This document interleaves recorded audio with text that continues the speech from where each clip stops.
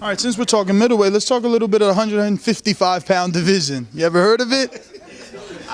That's a new one on me, but let's talk about it a bit. Yeah, let's. Who do you think is going to win that 155-pound middleweight title when Amir Khan and Canelo Alvarez meet May 7th, Cinco de Mayo in Las Vegas at the new arena? Well, you know what? I'm thinking that it's going to be interesting.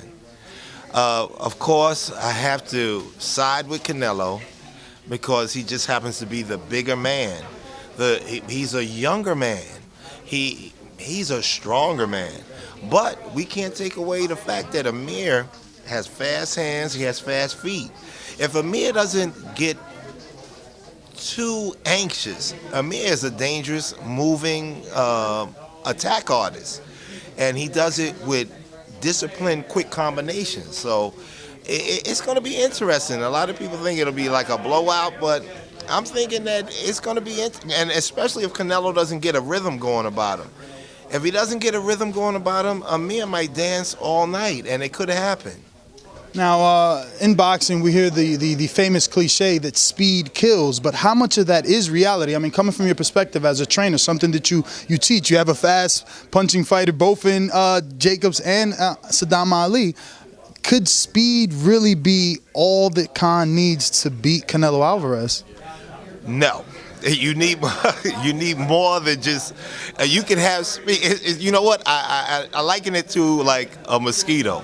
A mosquito's flying around and it's biting you every 5 minutes, and all of a sudden, it's using its little quick moves, but all of a sudden you zone in on it and what?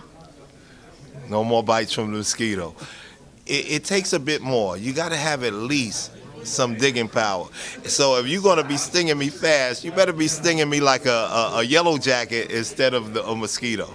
Well, the way that Oscar De La Hoya is selling the fight, he's selling it that, Mayweather didn't drop Marcos Maidana, and Mayweather had to have a rematch with Marcos Maidana where Amir Khan won fairly easy outside of that 10th round.